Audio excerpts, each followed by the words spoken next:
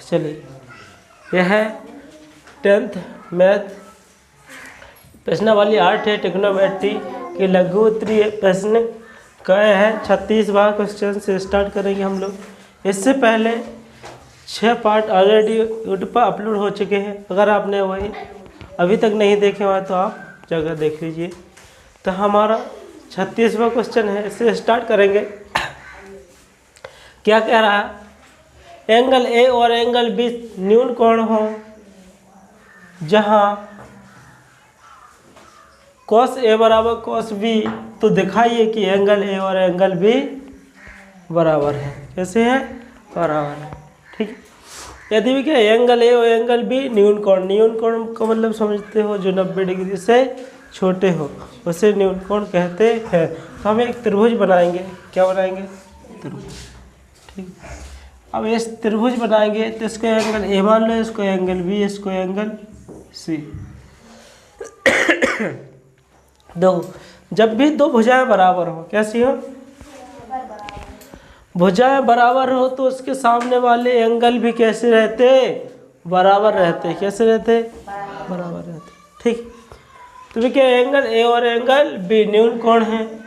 बिल्कुल होंगे, न्यून कोण तो होंगे ही, क्योंकि अंदर के तीनों कोणों का थीटा का योग कितना होता है?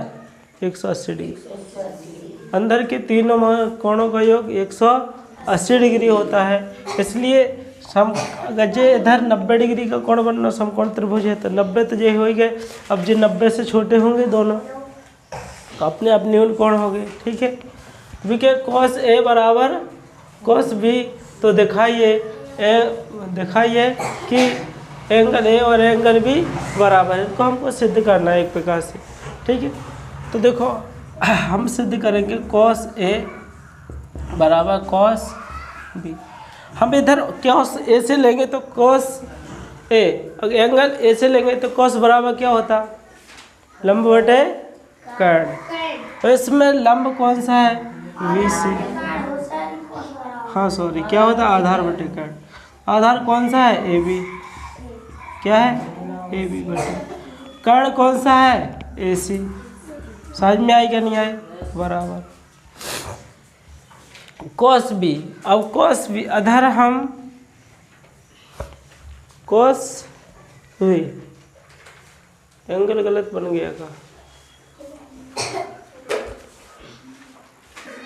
इसको हमने क्या बना दिया? गलत बना दिया। इसको एंगल इधर सी इधर आना चाहिए। एंगल क्यों आना चाहिए? क्योंकि ए और बी तो कैसे है? न्यून कोण है। देखो अगर इधर रखेंगे तो जो न्यून कोण थोड़ी है। ठीक है। चलिए तो इधर हम ऐसा रखेंगे, इसको इधर ए रख लो, इधर बी, इधर सी, ऐसा चल जाएगा। ठीक है। ऐसा चलेगा तो हम निकाल लेंगे cos ए। cos ए बराबर cos बराबर क्या होता? आधार बटे कर्ण बराबर, और cos बी, लेकिन इसकी जगह हमको भुजा लिख लो।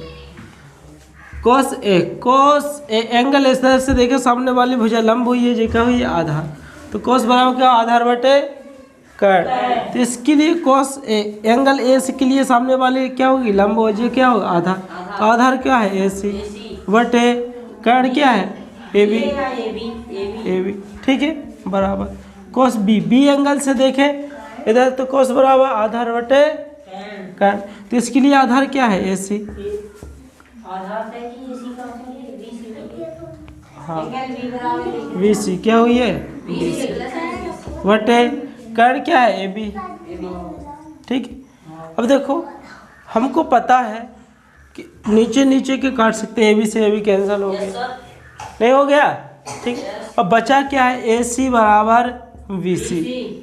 AC बराबर BC, यानी कि जो भुजा AC है वही BC, मतलब कि AC कौन सी है? जे वाली भुजा। BC कौन सी? जे वाली भुजा, मतलब कि जे एक्स है तो ये भी एक्स होगी। समझ में आई क्या नहीं आई? तो जब दो भुजाएं बराबर हो तो उनके सामने वाले एंगल भी कैसे रहते? बराबर रहते। कैसे रहते? बराबर रहते। ठीक है। तो इसलिए हम बोल सकते हैं अब कि जो इसके जे वाली भुजा होते कही हो उतना ही ये वाली भुजा है। तो इसके सामने वाला एंगल ए, इसके सामने वाला एंगल बी कैसे होंगे? बराबर होंगे। इसलिए हम कह सकते हैं एंगल ए बराबर एंगल V है। ठीक है, क्योंकि अगर भुजाएं समान है तो उनके सामने वाले एंगल भी कैसे होते, समान होते। अब देखो, अब सिद्ध हो गया कि एंगल A और एंगल B समान है, बराबर है। क्यों है बराबर? क्योंकि भुजा बराबर है तो उसके सामने वाले एंगल भी बराबर होंगे। समझ में आई क्या नहीं आई? कोई दिक्कत? सिद्ध हो गया। आगे चले, चलिए 37 बढ़िया है। त्रिभुज PQR में जिसका कोण Q समकोण है, हमको दे रखा है PR प्लस QR बराबर 25 और PQ बराबर 5 सेंटीमीटर हो तो sin P cos P tan P के मान ज्ञात कीजिए। ठीक है, चलिए तो हमको सबसे पहले त्रिभुज बनाएंगे। क्या बनाएंगे? त्रिभुज। इसको एंगल P मान लो, Q इधर R। भाई कह रहे कौन सा Q समकोण है? बिल्कुल है समकोण। ठीक है, आगे देखो, अब हमको क्या क्या दे रखा है? हमको दे रखा है PR प्लस QR बराबर 25 दे रखा है। और क्या दे रखा है? PQ बराबर 5 दे रखा है। कितना दे रखा है? PQ बराबर 5। ठीक है, तो अब हमको करना क्या है? इसमें हमको इसका PQ का मान पता है, लेकिन QR और PR का मान पता नहीं है, तो हम कुछ ना कुछ तो करेंगे। ठीक है, हाँ, ढूंढना तो पड़ेगा। मिलता है क्या कुछ? है दया, ढूंढो, कुछ ना कुछ मिलेगा। चलो देखो, तो हम इधर पाइथागोरस प्रमेय का यूज करेंगे। ये कैसे लगता? कर्ण का स्क्वायर बराबर लंब का स्क्वायर प्लस आधार का स्क्वायर। ठीक है, तो हम इधर प्रयोग करेंगे इसका, मतलब कि PR का स्क्वायर बराबर आधार क्या है? PQ का स्क्वायर प्लस QR का स्क्वायर। ये लगेगा, बोला आधार के स्क्वायर प्लस लंब का स्क्वायर बराबर कर्ण के स्क्वायर के बराबर होता। अब जरा देखो, PR स्क्वायर बराबर हमको मान किसका दिया? PQ का। तो हम यहाँ PQ का मान रख के यूज कर सकते हैं। PQ का मान कितना दिया? 5। से इधर PQ का स्क्वायर तो 5 का स्क्वायर कर देंगे, प्लस QR स्क्वायर है। कोई डाउट? तो हमें इस QR स्क्वायर को इस साइड नहीं ला सकते? ला सकते, बस चिन्ह चेंज हो जाएगा। प्लस में है तो क्या में आ जाए? माइनस में। तो हम इधर लिख सकते हैं PR square minus QR square. नहीं लिख सकते? बराबर इधर 5 को बाई कितना हो जाएगा? 25 हो जाएगा। ठीक है, अब देखो किस फॉर्म में बन गया ये? A square minus B square. इधर अप्लाई होगा formula A square minus B square. और कैसे खुलता है? एक बार जोड़ के एक बार घटा के, मतलब A प्लस B और A माइनस B। कैसे, कौन सा यूज होगा यहाँ? A square minus B square वाला। कैसे खुलता है? एक बार जोड़ के प्लस B, एक बार घटा के माइनस B, ये वाला इस पर आधार है। तो एक बार जोड़ के, मतलब कि PR प्लस QR, एक बार जोड़ के, एक बार घटा के PR प्लस माइनस QR। कोई डाउट? बराबर कितना हो जाएगा? 25। अब देखो ध्यान से देखना है। क्या देखना ध्यान से? कि हमको PR प्लस QR की वैल्यू दी है कितनी? 25। देखो PR प्लस QR कितने, हम 25 लिख सकते हैं। ठीक है, तो PR प्लस QR की जगह हम क्या लिख सकते हैं? 25 कोष्टक PR प्लस QR, हाँ माइनस क्या है? माइनस QR बराबर 25। अब देखो इधर जगह में गुणा में है तो भाग में जाए, तो PR माइनस QR बराबर कितना हो जाए? 25/25 हो जाए। काटे से 1 आ जाए, तो PR माइनस QR बराबर कितना आ गया? 1 आ गया। कितना आ गया? 1। तो देखो इसको समीकरण, इसको पहला मान लो, इसको समीकरण दूसरा मान लो। ठीक है, अब देखो समीकरण पहले, समीकरण 1 और समीकरण दूसरे को जोड़ने पर, क्या पर, जोड़ने पर। ठीक है, तो समीकरण पहला कौन सा है, P R plus Q R बराबर कितना दे रखा है, 25। इधर P R minus Q R बराबर 1 दे रखा है। अब इनको जोड़ेंगे तो ये तो कैंसिल हो जाएंगे, देखो प्लस का क्यू आर और माइनस के क्यू आर कैंसिल हो जाए। तो इधर जोड़ेंगे तो 2p आर बराबर 25 और 26 हो जाएंगे। ये इधर 2 से कट जाएंगे, इधर से कितना हो जाएगा, पी आर बराबर कितना हो जाएगा, 13 हो जाएगा। कितना हो जाएगा, 13 हो जाएगा। अब हमको पता चल गया, क्या पता चल गया कि देखो पी आर बराबर वैल्यू पता चल गई कितना है, 13। क्यू आर बराबर पता है हमको, क्यू आर कितना, पी क्यू बराबर कितना है, 5 है। क्यू आर बोल दो या पी क्यू बोल दो या क्यू पी बोल दो, कोई बात नहीं। ठीक, अब हमको चाहिए किसकी, क्यू आर की वैल्यू, तो इसमें रख दो पी आर की वैल्यू समीकरण पहले में रख दो। पी आर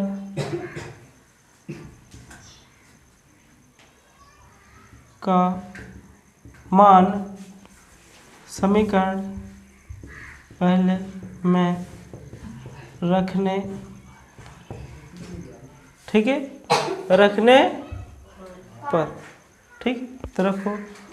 तो पहला क्या है, P R plus Q R बराबर 25 दे रखा है। अब पी आर की वैल्यू कितनी दी हमको, कितना है, 13, 13 रख दो, प्लस क्यू आर बराबर 25, ठीक, 13 उस साइड जाएंगे, सो क्यू आर बराबर कितना आ जाएगा, 25 माइनस 13, सो क्यू आर बराबर कितना पता चल जाएगा हमको, 25 में से 13 घटेगा, कितना बचेगा, 12। क्यू आर बराबर कितना आ गया, 12, क्यू आर बराबर 12। हम इधर रख सकते हैं, क्यू आर बराबर कितना है, 12, पी क्यू की वैल्यू 5 और पी आर की वैल्यू 13, 5, 12, 13 ट्रिपलेट भी होता, समझ में आ गया। अब कंप्लीट, अब हमको बस निकालना है देख देख के साइन पी। एंगल, इस एंगल की बात की, सामने वाली वजह क्या होगी, लंब, और नीचे वाले, क्योंकि ये कर्ण तो फिक्स है, 90 डिग्री के सामने वाली वजह हमेशा क्या होती, कर्ण होती, ठीक है। तो साइन पी, साइन बराबर क्या होता, साइन बराबर लंब बटे कर्ण। इसमें लंब कौन सा है, क्यू आर बटे कर्ण कौन सा है, पी आर। और क्यू आर की वैल्यू कितनी दी, 12 बटे पी आर के 13। तो साइन पी का मान कितना आ गया, 12 बटे 13। कोई डाउट, ठीक, आगे देखो कॉस पी, कॉस बराबर क्या होता है, आधार बटे कर्ण। इसमें आधार कौन सा है, पी क्यू बटे कर्ण क्या है, पी आर है, आर पी, कोई दिक्कत नहीं। पी क्यू कितना दिया, 5, और पी आर 13, तो 5 बटे 13 कॉस पी का मान हो गया, कोई डाउट। और 10 बराबर क्या होता, लंब बटे आधार, लंब क्या है, क्यू आर बटे आधार क्या है, पी क्यू। अब क्यू आर की वैल्यू कितनी दी, 12, और पी क्यू की 5, तो 12 बटे 5 किसका मान हो गया, 10 पी का मान हो गया, कोई डाउट, ठीक है, आगे चले। चलिए अगला 38वां क्वेश्चन है, यदि कॉट थीटा बराबर 7 बटे 8 हो तो 1 प्लस, पहले इसमें 2 क्वेश्चन दिए हैं आपको, 1 प्लस साइन थीटा कोष्टक 1 माइनस साइन थीटा बटे 1 plus cos theta 1 minus cos theta का मान क्या होगा। तो इससे हमको पहले एक ट्रायंगल बनाएंगे, क्या बनाएंगे, समकोण त्रिभुज,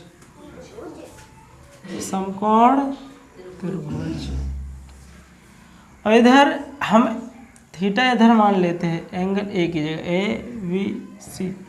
अब हमको क्या दे रखा है, कॉट का मान दे रखा है, कॉट ए, कॉट थीटा क्या दे रखा है, कॉट थीटा, कॉट थीटा।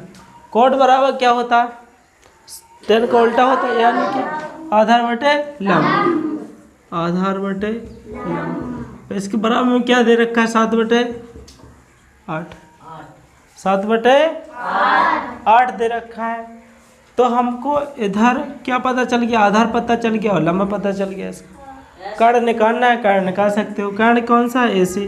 तो AC का स्क्वायर बराबर AB का यानी कि आधार का स्क्वायर प्लस BC का स्क्वायर यानी कि कर्ण का स्क्वायर। सो AC का स्क्वायर बराबर AB का मान कितना दे रखा है, देखो इधर एंगल थीटा इसकी बात करें तो सामने वाली भुजा क्या होगी, लंब कितना दिया 8, आधार कौन सा आ जाएगा, नीचे वाला 7, कर्ण पता करना है। तो AB की वैल्यू कितनी दी, 707 को वर्ग करें सीधा 49 लिख लो, कितना हो जाएगा 49 प्लस BC कितना 8 को वर्ग कितना हो जाए 64। सो AC स्क्वायर बराबर कितना हो जाए 113, कितना हो जाएगा 113। सो AC बराबर कितना, स्क्वायर रूट 113, 113, ठीक है। तो हमको कर्ण पता चल गया कितना, स्क्वायर रूट 113। कोई डाउट, ठीक है। पहले का मान देख लो, ये किस फॉर्म में है, देखो ये दोनों ऊपर एक बार प्लस एक बार माइनस, एक बार प्लस एक बार माइनस, यानी कि A square minus B square form है, ठीक है। A square minus B square पर आधार, ठीक है। तो कैसे खुलता, एक जो खुला तो इसको और कैसे लिख सकते हैं, ए स्क्वायर माइनस बी स्क्वायर, इसको ए मान लो इसको बी मान लो, यानी कि 1 का स्क्वायर माइनस साइन थीटा, इसका स्क्वायर करेंगे या फिर ऐसा लिख सकते साइन स्क्वायर थीटा, ठीक। ऊपर ऐसा लिख सकते बटे इसको 1 का स्क्वायर माइनस कैसे रखते, इसके बी क्या है cos, so cos square theta, ऐसा कर सकते।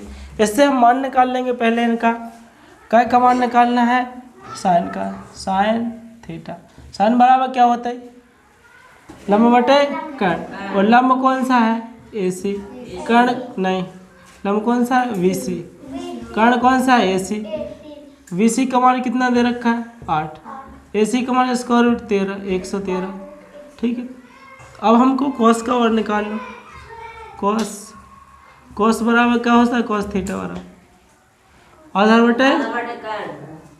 बटे का, आधार कौन सा है AB, कर्ण कौन सा है AC, AB का मान 7, कर्ण का मान स्क्वायर रूट 113, 7 स्क्वायर रूट 113। अब रख दो इसमें, ए स्क्वायर 1 को स्क्वायर एक ही हुई है, नहीं समझे, 1 का स्क्वायर एक ही माइनस साइन स्क्वायर, साइन का मान कितना दिया, साइन थीटा का मान 8 स्क्वायर रूट 113, ठीक है। हम इसका स्क्वायर किया तो इसका भी स्क्वायर करेंगे, दोनों का स्क्वायर है, फिर बटे इधर 1 का स्क्वायर, ठीक है, माइनस कॉस थीटा का मान कितना था 7 स्क्वायर रूट 13, 7 स्क्वायर रूट 13, 113 है, 113। अब इस इन दोनों का भी स्क्वायर होगा। अब देखो ऊपर 1 का स्क्वायर का हो जाए, एक ही हो जाए, माइनस 8 का वर्ग कितना हो जाए 64 बटे, इधर स्क्वायर से रूट हटिए, नीचे का बचेगा 113, फिर बटे 1 का वर्ग 1 माइनस 7 का 49 बटे स्क्वायर से रूट हटिए 113 बचे, कितने बचे 113, ठीक है। और इधर सही बटा वाली भिन्न बन गई दोनों जगह। इसको सॉल्व करेंगे हम, इधर जगह नहीं बची तो ऊपर लिखते हैं इसके ऊपर, ठीक है।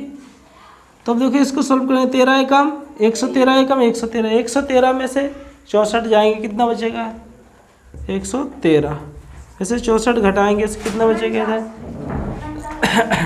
49, फिर कितना 9 बचेगा, 7 हो जाएंगे, 7 4 11, ठीक है 49, कितना बचेगा 49।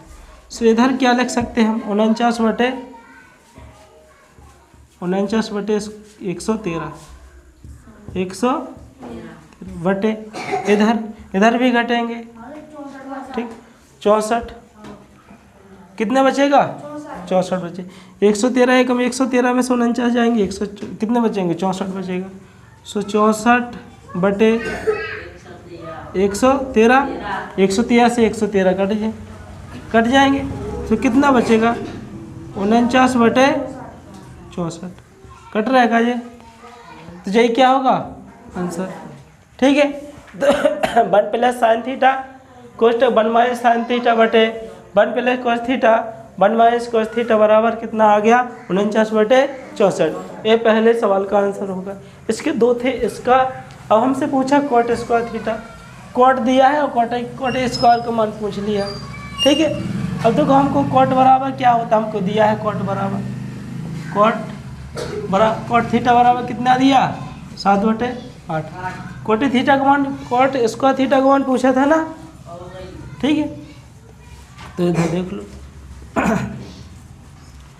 हमको पता है। अब इसको चाहिए, इसका स्क्वायर करेंगे तो इन दोनों का भी स्क्वायर होगा, हैं?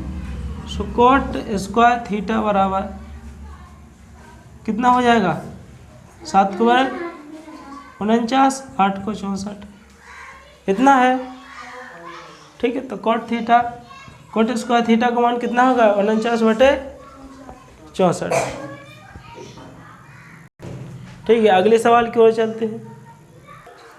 चलो, अगला 39वां सवाल है। बताइए कि निम्नलिखित कथन सत्य है या असत्य है, कारण सहित उत्तर दीजिए। इसमें 5 प्रश्न दिए गए हैं। पहला कह रहा है 10a का सदैव मान 1 से कम होता है। सदैव निश्चित नहीं है कि 1 से कम हो सकता है या ज़्यादा हो सकता है, ज़्यादा भी हो सकता है sin a का मान। अब हम निकाल के देखेंगे तो फिर ज़्यादा टाइम लगेगा। ठीक है, इसलिए ये क्या हो गया? असत्य हो गया। क्या है? असत्य। ठीक है, क्या होगा? असत्य हो गया, क्योंकि sin a का मान 1 से ज़्यादा भी आ सकता है और 1 से कम भी हो सकता है। ठीक है, दूसरा है कोण a के किसी मान के लिए sec a बराबर 12/5 होता है। कोण a किसी मान के लिए sec a बराबर नहीं, जरूरी नहीं कि हमेशा sec a बराबर 12/5 ही हो, इसीलिए क्या होगा? ये असत्य होगा। क्या होगा? असत्य होगा। ठीक है, आगे तीसरा देखो, cos a कोण a कॉन्स्टेंट के लिए प्रयुक्त संक्षिप्त रूप है। किसके लिए?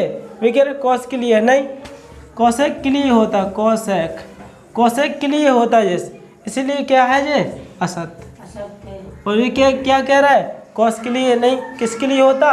कोसेक के लिए होता, कोसेकेंट शब्द। ठीक है, अब कह रहे हैं चौथे में cos a cot a का गुणनफल होता है। नहीं, जरूरी नहीं कि जो केवल गुणनफल ही हो। ठीक है, गुणनफल ही होता है, लेकिन ये कैसे होता है? अपोजिट हो सकते। क्या है? अपोजिट होते हैं, मतलब कि उल्टे बराबर हो गए।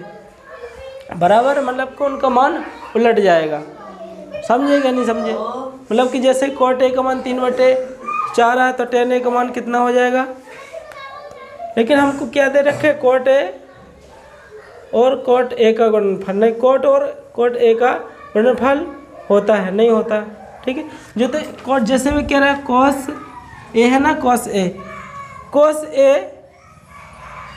नहीं, cot लिखा, क्या लिखा? हाँ, cos a तीसरा है ना, चौथा है ये cot a। मैं कह रहा है cot a, जो कि है ना, cot को गुणनफल होते हैं जी। नहीं, गुणनफल नहीं होते, क्या होते हैं? ये एंगल की वैल्यू होते हैं जी।